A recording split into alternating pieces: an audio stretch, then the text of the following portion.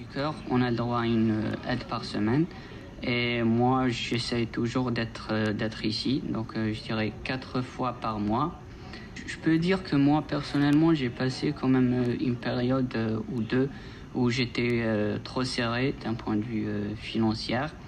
Et on ne peut pas trop concentrer sur nos études parce qu'on est gêné. Et si on n'arrive pas, par exemple, à manger, on n'a pas trop d'énergie même pour bosser. Donc même si on a l'envie, mais on n'a pas l'énergie.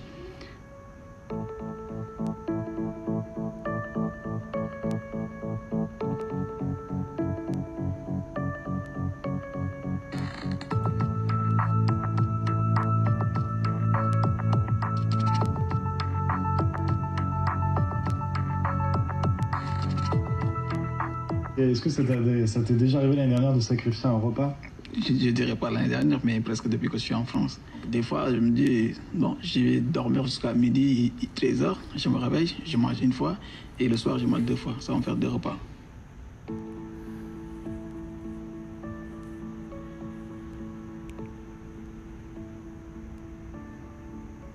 En 2015, j'ai lu un article de journal disant qu'un étudiant avait été retrouvé mort de faim dans sa chambre, ce qui m'a énormément choquée. Du coup, j'ai contacté le président des Restos du Cœur, à l'époque c'était Jean-Marc Alsberg, qui m'a donné le feu vert pour créer un endroit pour les étudiants.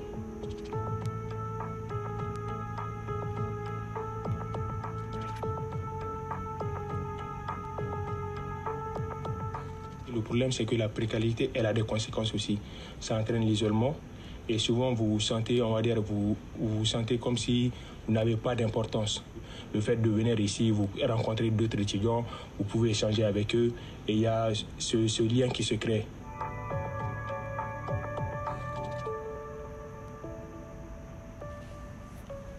L'année dernière, il y a un étudiant français, Yann, qui n'osait pas venir vers nous. Et c'est les femmes d'entretien qui nous l'ont amené, parce que ce jeune, il ne buvait que de l'eau pour toute nourriture. Simplement parce que pour lui, c'était les Restos du Cœur, c'est dégradant de faire le pas pour aller vers eux. Je pense que pour les Français, la connotation Restos du Cœur, ça reste une barrière, un pas à franchir. Pour les étrangers, les associations comme les Restos du Cœur n'existent pas. Donc pour eux, il n'y a pas de barrière, il n'y a pas de pas à franchir. C'est simplement, voilà, on existe, ils viennent. Donc moi, personnellement, j'ai pas honte de le dire parce que je suis issu d'une famille qui n'ont pas de moyens. Donc je suis venu en France pour continuer mes études parce que j'ai un objectif qui est bien déterminé et quels que soient les obstacles, je veux bien atteindre mon but qui est de finir mes études.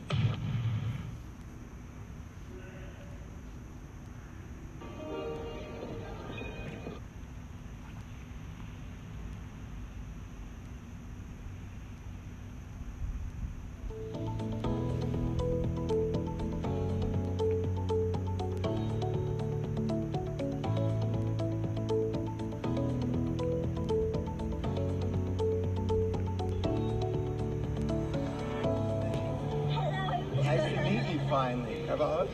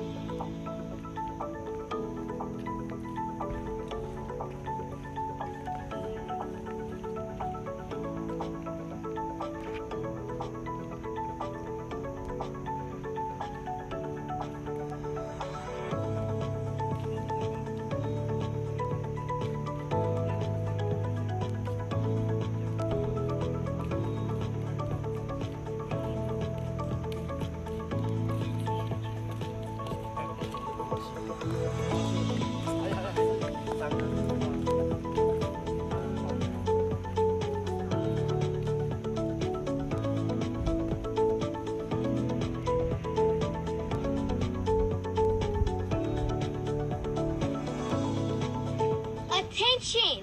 This is how you flex in your complexion. Because half of y'all can't even spell complexion. Okay?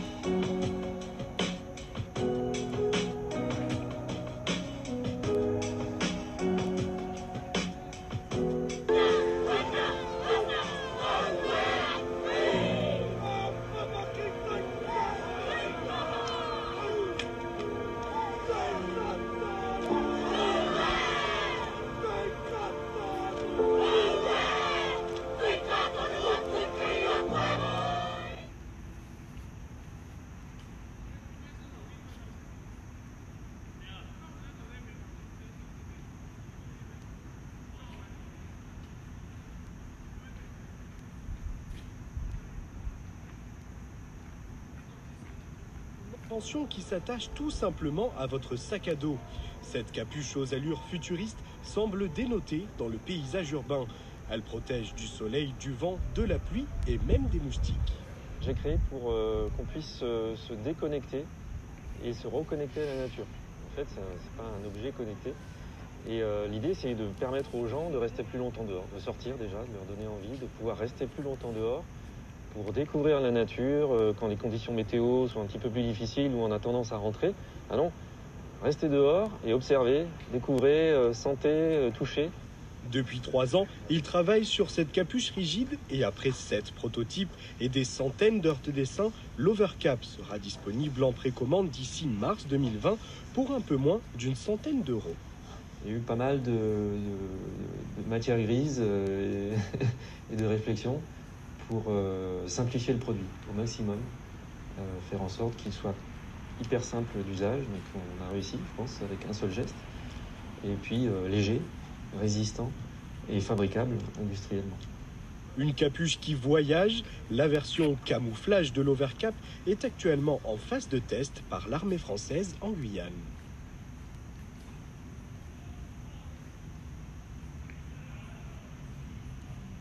Des êtres.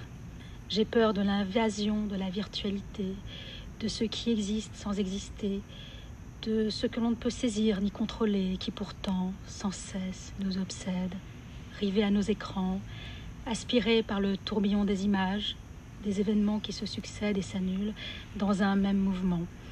J'ai peur de la négation de l'être, devenu, soudain, invisible. Je veux la chair et la sueur, je veux le souffle et la salive. Je veux sentir palpiter, exister.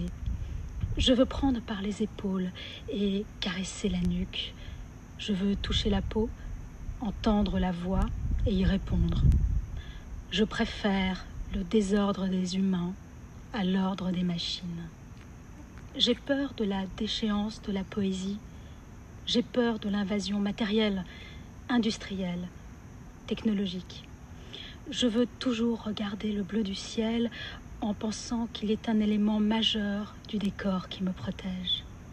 Je veux toujours regarder la lumière qui traverse les feuilles des arbres quand vient le printemps et me dire qu'elle est liquide, comme la sève.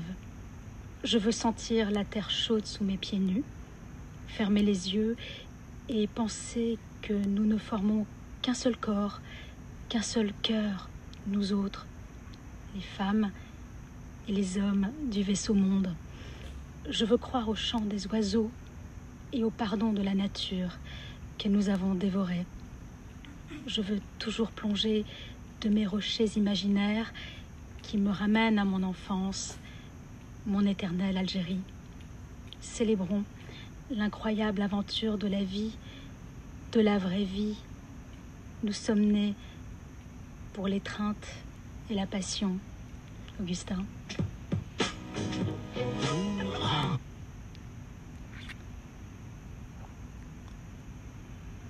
Le gouvernement, dans sa politique sur les prix, dans sa politique fiscale, dans sa politique financière, dans sa politique de lutte contre l'inflation à l'intérieur de notre pays, comme dans sa politique internationale, c'est que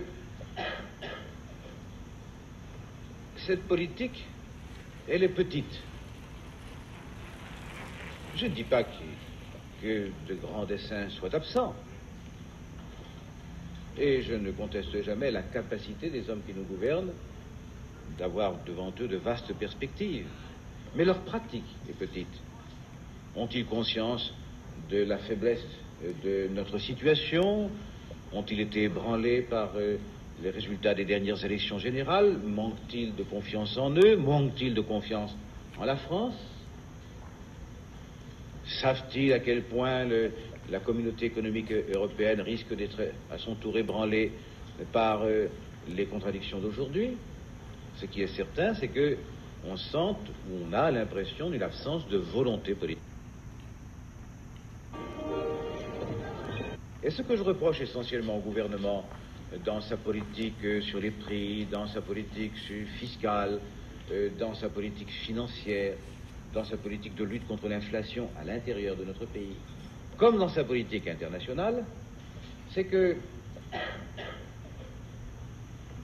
cette politique, elle est petite. Je ne dis pas que de grands desseins soient absents. Et je ne conteste jamais la capacité des hommes qui nous gouvernent d'avoir devant eux de vastes perspectives. Mais leur pratique est petite. Ont-ils conscience de la faiblesse de notre situation? Ont-ils été ébranlés par les résultats des dernières élections générales? Manquent-ils de confiance en eux? Manquent-ils de confiance en la France? Savent-ils à quel point la communauté économique européenne risque d'être à son tour ébranlée par les contradictions d'aujourd'hui? Ce qui est certain, c'est que on sent, ou on a l'impression d'une absence de volonté politique. Et ce que je reproche essentiellement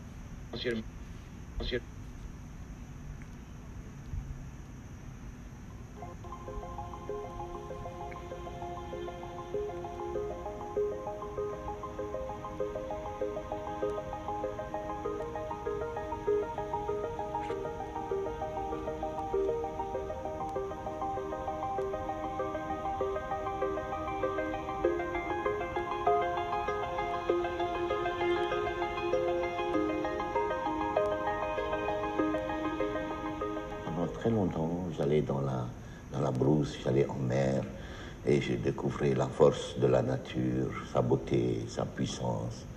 Et au fur et à mesure de cette découverte, de ces découvertes, aussi bien en plongée sous-marine qu'en me baladant dans les brousses, eh bien, j'ai éprouvé le besoin de la protéger, de protéger l'environnement, parce que je voyais bien que les gens ne se rendaient pas compte des dégâts qu'ils causaient quand ils exploitaient la ressource soit halieutique, soit forestière.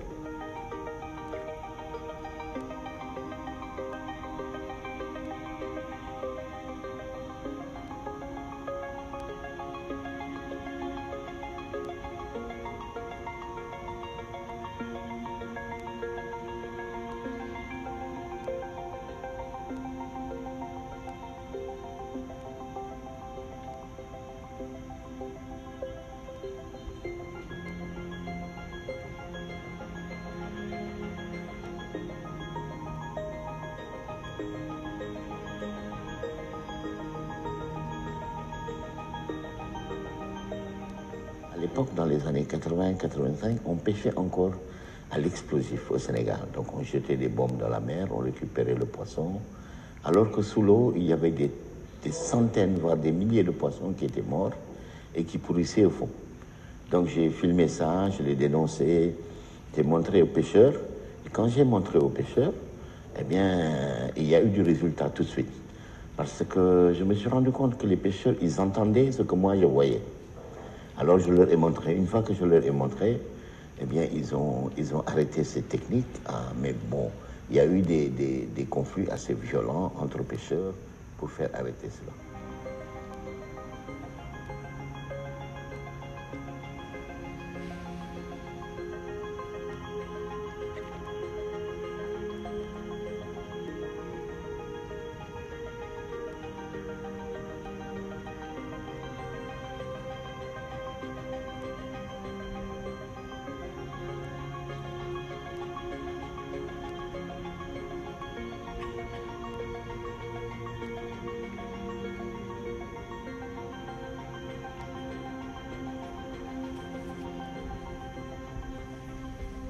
Je suis parti du principe que n'importe qui, n'importe quand, n'importe comment pouvait pêcher n'importe quoi. Et ça, ce n'était pas durable. Alors je me suis dit, il faut un sanctuaire où les poissons, quand ils sont dedans, ils sont protégés.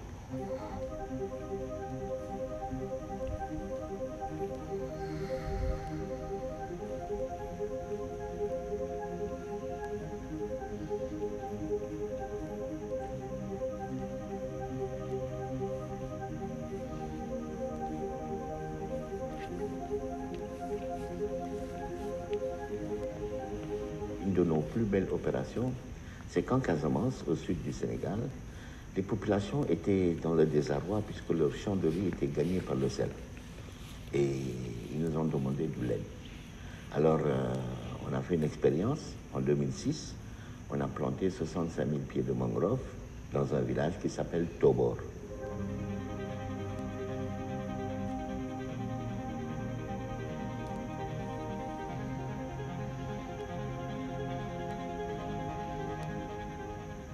En 2010, on a planté dans 428 villages, en mobilisant 110 000 personnes, 52 millions de propagule de mangrove. Donc au total, on a 15 000 hectares qui poussent et qui captent le CO2 en plus, parce que la mangrove, c'est connu, c'est un écosystème qui permet de capter le CO2.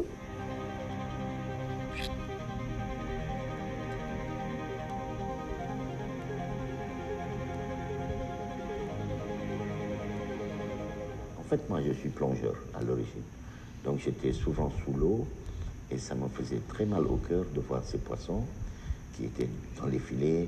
Donc, au bout d'un moment, j'ai commencé à les libérer. Et après, j'ai dit, bon, il faut enlever les filets. Et on a commencé à enlever les filets. Mais c'est vraiment parce qu'on a constaté que les poissons mouraient. Et en plus, pour rien, puisqu'ils étaient pris dans les filets et qu'il n'y avait aucun pêcheur pour profiter de cela. Donc, et là, depuis ce temps, tous les ans, on nettoie les fonds marins.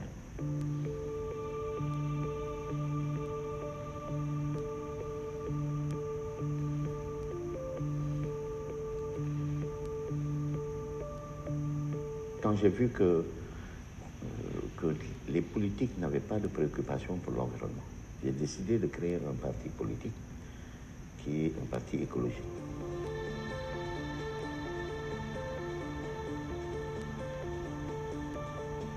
Quand j'ai été ministre de l'Environnement, on a revu tout de suite le code forestier, on a augmenté les amendes et on a rendu pénal le fait d'attraper quelqu'un qui trafique du bois, il doit aller en prison. On a mis la loi plastique, donc une loi qui interdisait l'utilisation du sachet plastique. Je me souviens, j'étais un ministre qui n'était jamais dans son bureau, j'étais tout le temps sur le terrain, parce que les trafiquants étaient sur le terrain, et qu'il fallait il fallait lutter contre eux.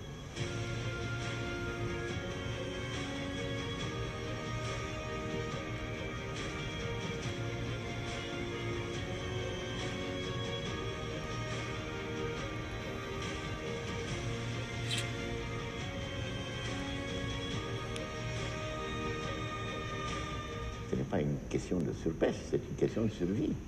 Parce que c'est des bateaux qui ont des techniques hautement dévastateurs, qui pillent la mer, ils viennent dans vos eaux sans permis, il pille vos ressources et il s'en va tranquillement. Donc, vraiment, c'est terrible comme situation.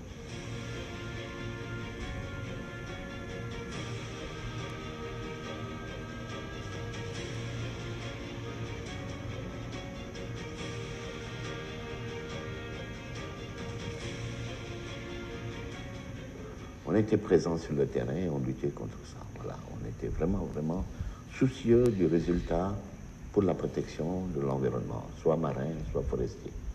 Maintenant, quand vous êtes un ministre qui fait de l'action, plus de l'action que de la politique, vous restez jamais longtemps parce que des intérêts qui sont en jeu sont très importants et vous finissez par déranger des lobbies qui profitent du système et puis on finit par vous dégager.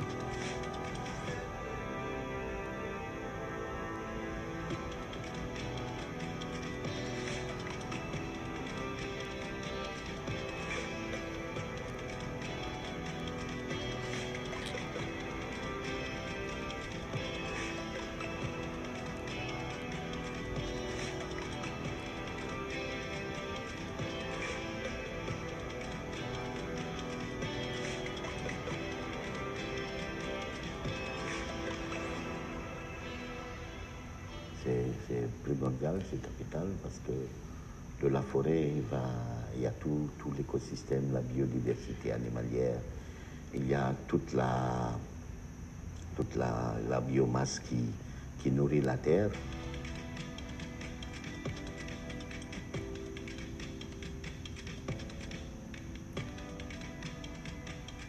Ce que j'aurais envie de dire à un jeune, c'est que la planète souffre. Le monde est en train de mourir. Pourquoi? Parce que le système économique l'a pris en otage. Le monde est pris en otage par le système économique, par la finance. Et il nous faut sortir de ça si nous voulons sauver notre monde. Alors, ce que j'ai envie de dire aux jeunes, c'est un mot, action. Agissez aussi de votre côté comme si vous étiez votre propre gouvernant. Agissez aussi de votre côté pour planter des arbres. Agissez aussi de votre côté quand vous consommez pour refuser ce système qu'on nous vend à travers la pub et la télé qui disent que tel produit est bon alors qu'il détruit la forêt. Donc, pour moi, j'ai beaucoup d'espoir avec les jeunes parce qu'ils ont compris qu'ils devaient donner un sens à leur vie.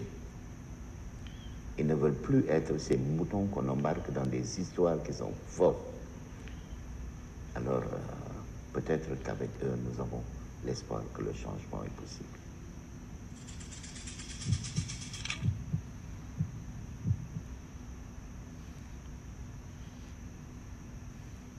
Donc il suffit que quelqu'un ait une idée idiote comme ça pour sauter d'un dessin, quoi.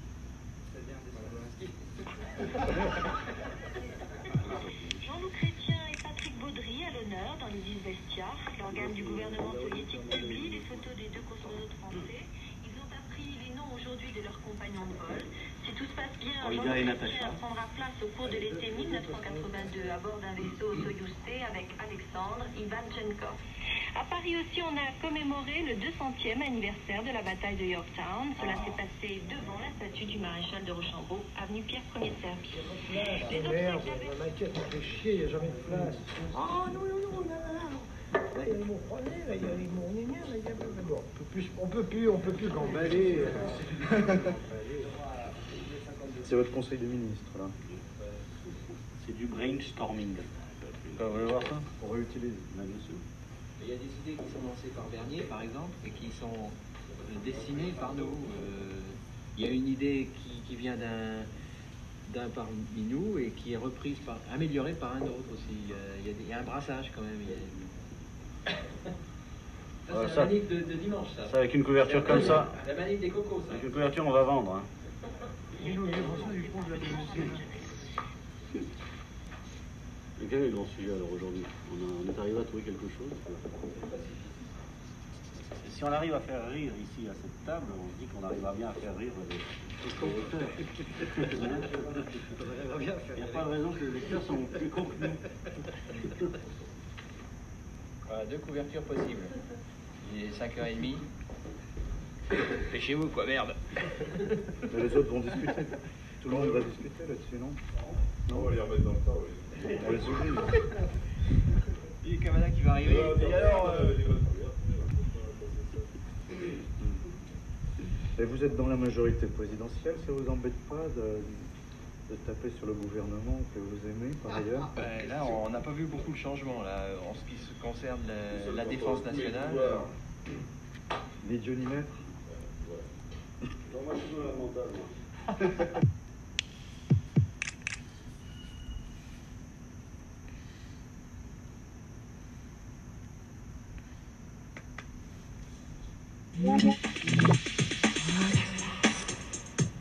T'es née où et quand?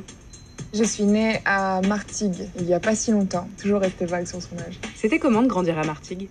Il y avait du soleil, mais il n'y avait pas beaucoup de bus, donc ma vie sociale s'arrêtait à 20h30. C'est quoi tes origines? Je suis d'origine corse et sicilienne. Que des gens un peu tendus.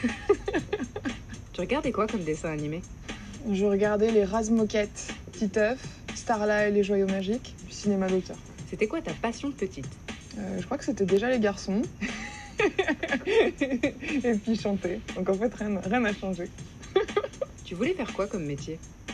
Je sais que j'ai voulu être médecin à un moment donné, jusqu'à ce que je me rende compte que j'avais peur du sang. Et puis ensuite, j'ai voulu être pâtissière. Et à un moment donné, je me suis dit, chanteuse, c'est bien aussi. T'avais des posters dans ta chambre?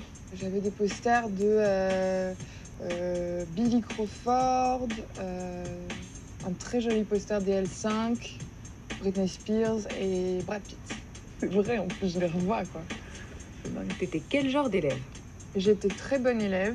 À mon avis, j'étais aussi bonne élève parce que j'avais pas trop de raisons d'être divertie, dans le sens où je n'avais pas d'amis. Voilà. C'est terrible comme histoire, de toute façon, c'est... Mais ça finit bien. T'as fait quoi après le lycée? J'ai enchaîné pas mal de boulot à Paris. J'ai été babysitter, pizzaïolo, vendeuse dans une grande chaîne de prêt-à-porter. Je tairai le nom, mais ça commence par un Z. Voilà, des boulots comme ça, quoi. T'as commencé quand la musique? J'ai commencé quand j'avais 11 ans. J'ai vendu mes jouets et j'ai acheté une guitare électrique rouge. Et j'ai commencé à écrire des chansons à ce moment-là. Tu te souviens de ton premier concert? Oui, mon premier concert, j'avais 19 ans et c'était à Londres avec La Femme. Le morceau qui t'a fait connaître? C'est La Grenade, évidemment. Ça a été une vraie porte d'entrée, je pense, vers l'album pour les gens. Je crois qu'ils n'avaient jamais entendu parler de moi avant ça. Et voilà, j'espère qu'ils ont eu entre-temps la curiosité d'écouter les autres chansons. Comment t'as vécu ton premier succès? J'ai jamais trop réalisé. Je trouve que succès, c'est un mot super fort. Donc c'est jamais un mot que j'utilise pour parler de ce que j'ai vécu. J'ai jamais trop réalisé. J'ai juste trouvé ça génial de pouvoir enfin arrêter les petits boulots et de vivre de ma musique. Mais je trouvais je trouve toujours que succès est un terme un petit peu fort. C'était comment les victoires de la musique? Si je devais utiliser qu'un seul mot, je crois que je dirais que c'était larmoyant. Je me rappelle de la pauvre maquilleuse qui passait son temps à me remaquiller les yeux. Tu faisais quoi avant cette interview? Je suis désolée, hein, je fais des infidélités, mais j'étais en train de faire une autre interview juste avant. Et après? Devine. Tu trouves toujours qu'on vit une drôle d'époque? Oui, tu sais, ce disque il est sorti il y a 1 an et demi, donc je crois pas que les mentalités aient forcément trop changé, notamment autour des femmes. J'ai lu il y a pas longtemps sur l'Instagram de l'association qui s'appelle Nous Toutes que 129 femmes avaient été assassinées par leur conjoint depuis le début de l'année, donc oui, on vit toujours une drôle d'époque malheureusement.